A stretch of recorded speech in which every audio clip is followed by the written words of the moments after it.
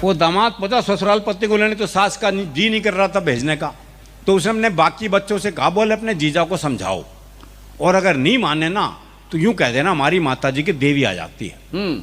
और जब देवी आ जाती है अपनी बात मनवा के छोड़ती है। बालक पहुंच गए, बोले जी आज आप ये नहीं भेजेंगे, बोले नहीं लेके जाऊंगा। बोला ऐसा हमारी माता जी की देवी आ जाती है, और जब देवी आ जाती है अपनी बात मनवा के छोड़ती है। बोला देवी आ जाए देवा आ जाओ, मैं तो लेके जाऊंगा। थोड़ी देर बाद सास जो है वो बाल बाल बिखेर के आ गई, बोली देवी आ गई ना भेजूं, देवी आ गई ना भेजूं, देवी आ गई ना भेजूं। तो हमारा दामाद थोड़ी देर ड्रामा देखता रहा, फिर बोला भैरव आ गया लेके जागा। तो बड़ा भैरवनुमा मामला है। पता नहीं कौन सा कुआं था, हमारे हरियाणा में ऐसे कुएं नहीं होते।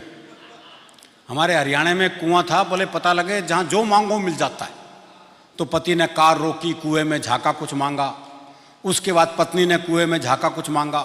जब पत्नी मांग रही थी तो कुएं में ही गिर गई। तो पति बोला आज से पहले मैं इन बातों में विश्वास नहीं रखता था।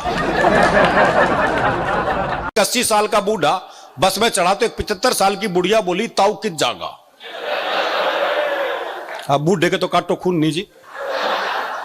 कोई 75 साल की बुढ़िया ताऊ कह दे, इससे तो अपमान हो नहीं सकता उसका। लेकिन उसकी मस्ती देखिए सब, मस्ती फिर भी कायम रहती है। बुढ़िया बोली ताऊ कित जागा, तो बूढ़ा बोला बेटी तेरी खातिर छोरा देखने जा रहा हूं।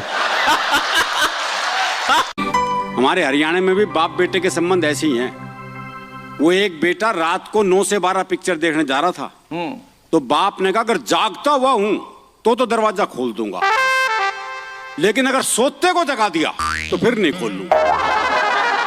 अब वो रात को 1 बजे लड़का वापस आया, तो बोले कैसे पता लगा बापू सोवे है जाग गए है?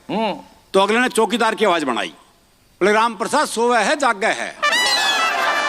बोले जागू हूं। बोले जाग गए तो खोल दे। अगर आपकी जिंदगी में कोई समस्या खड़ी हो गई है तो कुछ ना करें, बस उसे खड़े रहने दें, फिर वो थककर खुद बैठ जाएगी।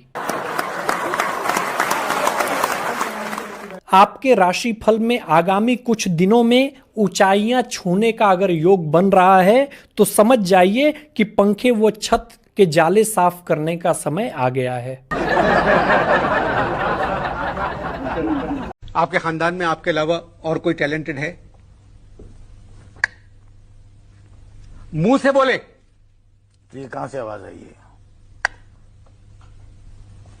मुंह से कहें, आप मेरी बात का जवाब दे। सवाल क्या है? आपके खानदान में आपके अलावा और कोई टैलेंटेड है? तो शादी के 2 दिन बाद दूल्हा उसी ब्यूटी पार्लर में गया जहां से उसकी बीवी ने मेकअप करवाया था। उसने पार्लर वाली मैडम को एक आईफोन गिफ्ट किया, थैंक यू बोला और वहां से चला गया। मैडम ने खुशी के मारे आईफोन का डिब्बा खोला तो उसमें नोकिया 1100 पड़ा था और साथ में एक पर्ची थी। पर्ची पर लिखा था सेम फीलिंग हियर। भैया बस मेरे को एक बार सरकारी नौकरी लग जाए। फिर कैसा करेगा? फिर लोगों को ऐसी स्टोरी सुनाऊंगा कि लोग भी सोचने को मजबूर हो जाएंगे। कैसी स्टोरी सुनाएगा? रात को मेरे दादाजी बीड़ी पीते थे तो उसकी रोशनी में मैं पढ़ाई करता था। वो एक मुकदमा चल रहा था तो एक ताई गवाही के लिए आई। अच्छा, दोनों वकील उसी के गांव के। तो पहले वकील ने पूछ लिया, बोले ताई मुझे जाना है? खूब जानू हूं, गुलाब सिंह का छोरा है तू, 1 नंबर का झूठा। तेरी लुगाई तक तुझे छोड़ के चली गई थी। बेचारा वकील सन्न रह गया जी। उसने दूसरे वकील की तरफ इशारा कर दिया और ताई से जाना है? अच्छी तरह जानू हूं, करनेल काणे का छोरा है यो, 1 नंबर का याश। तेरी लुगाई से भी इसका चक्कर था। भाई साहब, जज ने कोर्ट स्थगित की, अपने चैम्बर में गया, दोनों वकील बुलाए, बोले खबरदार ताई से मेरे बारे में कुछ पूछ लिया तो। एक सहेली ने दूसरी सहेली से कहा कि यार पड़ोस वाली आंटी ने मेरी नाक में दम कर रखा है।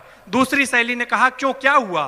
तो उसने बोला कि यार जब भी किसी की मोहल्ले में शादी पड़ती है तो आंटी मेरा गाल खींच के कहती हैं कि अब तेरी बारी, लेकिन मैंने आंटी की ये आदत छुड़वा दी। तो उसने बोला कैसे छुड़वाया? तो उसने बोला कि जब भी मेरे मोहल्ले में कोई मरता है तो मैं आंटी का गाल खींच के कहती हूं अब आपकी बारी। एक बार आपकी भरपूर तालियां हो जाए।